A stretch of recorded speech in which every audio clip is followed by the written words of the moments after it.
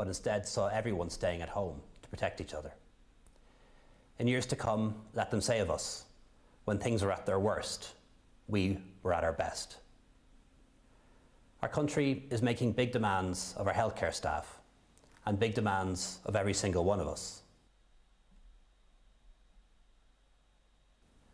Tonight I want you to know why these actions are being taken and what more needs to be done. We're in the middle of a global and national emergency, a pandemic, the likes of which none of us has seen before. So far, the number of cases in Ireland has been relatively small. However, we believe the number will rise to 15,000 cases or more by the end of the month and rise further in the weeks thereafter. The vast majority of us who contract COVID-19 will experience only a mild illness, but many will be hospitalised, and sadly some people will die. We cannot stop the virus, but working together we can slow it in its tracks and push it back. We can, as you've heard by now, flatten the curve, but only if everyone takes sustained action. Nothing less will do. We all need to take steps to reduce close human contact. That's how the virus is spread. Not just at public gatherings or in public places, but also in our own homes, places of leisure and places of work. Large public gatherings are cancelled. All pubs and bars are shut. And we've asked people to curtail or cancel social gatherings like parties, weddings and other celebrations. I know these choices won't be easy, but they are necessary. And more will be required in the coming weeks to reduce the spread of the virus. At all times, we will be guided and take the expert advice from our public health emergency team, led by the Chief Medical Officer. We will always put your life and your health ahead of any other concern. All resources that we have, financial and human, are being deployed to serve this great national effort. We're watching what's happening around the world, and we will learn from the experience of other countries affected by COVID-19 before we were, what works and what doesn't. We know the best strategies focus on testing and contact tracing and social distancing, so that's our strategy. We will keep our essential services, supply chains and utilities operating. Many of you want to know when this will be over. The truth is, we just don't know yet. This emergency is likely to go on well beyond March 29th. It could go on for months into the summer, so we need to be sensible in the approaches we take. We will deploy our full resources to ensure that essential shops, workplaces and public transport can continue to operate. People will still need to buy goods and avail of personal services in the weeks and months ahead. However, to do so, we'll need your cooperation and that of business and industry to make social distancing workable. This may mean changing how you do your business, but we will work with you to find safe and creative ways to do exactly this. It may mean adjusted opening hours, staggering breaks, phone calls and video conferences rather than meetings, and if possible, working from home. It will mean avoiding unnecessary journeys, shopping online from local businesses, and getting things delivered rather than physically going to the premises. In short, we're asking people to come together as a nation by staying apart from each other. The most basic messages of washing your hands properly and practicing good hygiene around sneezing and coughing are still the most important. And if you have a new cough that isn't going away, or a high temperature or both, stay at home, phone your doctor, and a test will be arranged for you within a few days. At a certain point, we will advise the elderly and people who have a long-term illness to stay at home for several weeks. We're putting in place the systems to ensure that if you are one of them, you will have food, supplies, and are checked on. We call it cocooning, and it will save many lives, particularly the lives of the most vulnerable, the most precious in our society. I know it's going to be very difficult to stay apart from our loved ones. Most grandparents just want to give their grandkids a hug and a kiss around about now. But as hard as it is, we need to keep our physical distance to stop the virus. Technology can help too. Check in with your loved ones on Skype or FaceTime and promise them that you'll see them again soon. We've already seen our fantastic community spirit spring into action. Phone your neighbours, see if they need help, and make sure that those who are living alone are not left alone. To all the young people watching, I know you're probably a bit bored and fed up by now. You want to see your friends. You might even be wishing you were back at school tomorrow. But you're going to have to wait a while longer for that. And I hope you remember that this time is tough on your parents as well. So I'm asking you to ask your parents at least once a day what you can do to help them. Keep up your schoolwork and call your grandparents. Like you, my family has spoken about little else in recent days. My partner, my two sisters and both their husbands are working in the health service here in Ireland and in the UK. They are all apprehensive. They've heard the stories from China and Italy of hospitals being overwhelmed and medical staff getting sick. I'm so proud of them all. Not all superheroes wear capes. Some wear scrubs and gowns. And all of our healthcare workers need us to do the right thing in the weeks ahead. Our community services and hospitals are being tooled up. Essential equipment is on the way. Retired staff are returning to service. People are training for change roles. This is the calm before the storm, before the surge. And when it comes, and it will come, never will so many ask so much of so few. We'll do all that we can to support them. I'm also grateful to the many people who have joined this great national effort, not just our healthcare staff, but also our army cadets, our librarians, our civil servants who are now learning to do contact tracing, the early education and childcare workers offering to look after children for our frontline staff so they can go to work, the teachers and lecturers finding new, innovative ways to teach students online and putting together contingency plans for the Leaving Cert and college exams, the people who are stocking our shelves every day, and those who are serving customers, our hauliers who leave their families on a Sunday evening and travel across the continent to ensure that we have the products, medicines, and equipment that we need. All those who keep our supply chain moving, working in transport, we thank them. It's a frontline service too.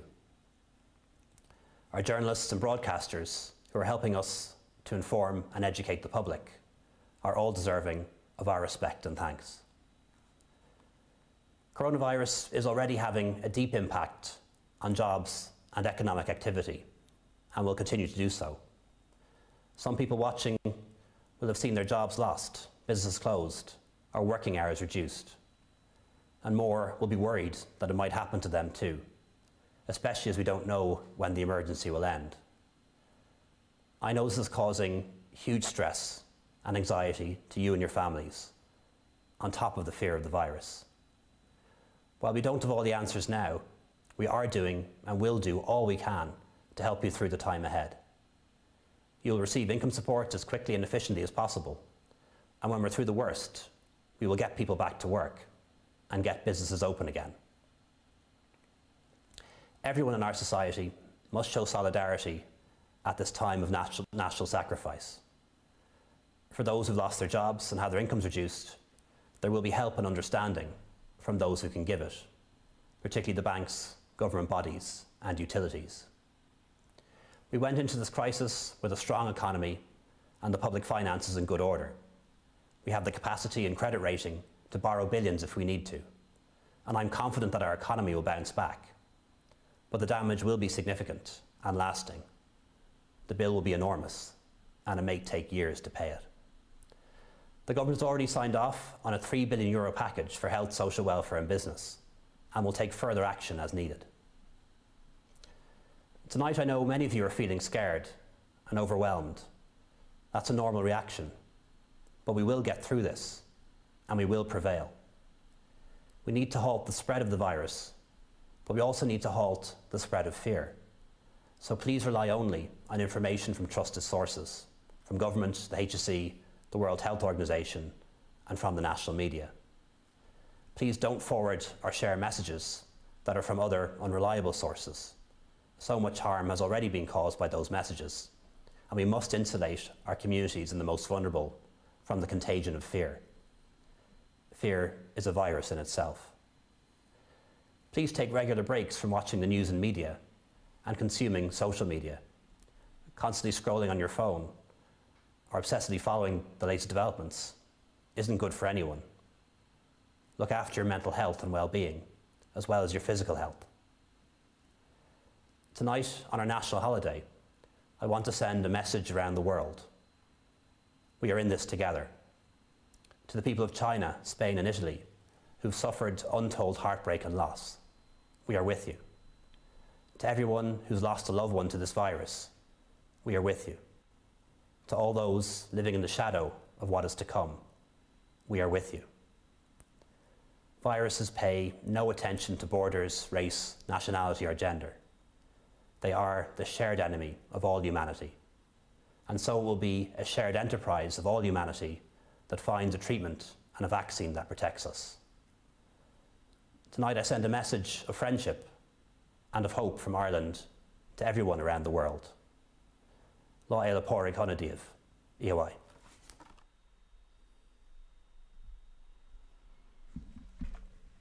So I don't know what else to add to that. I think it was a very powerful message. I think it was very Churchill style, I should say.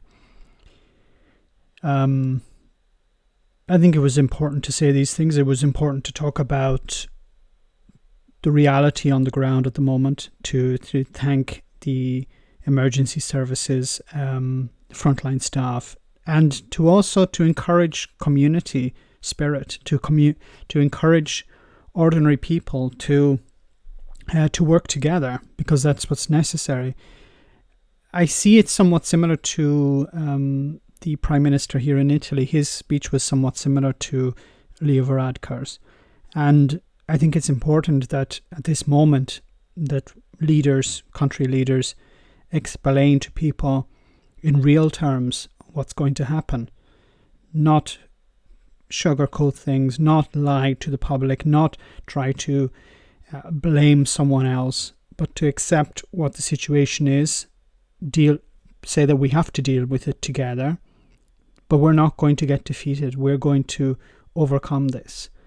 I don't have much more to say about that. I think this was a fantastic speech, and you know, people have said many things about Varadkar. I have criticized him myself in the past regarding Brexit or whatever, but I think it's important at this moment, under this dark cloud that there is over Europe, over China, over the United States, over the world, in fact, that we work together, that we collaborate, and we defeat this.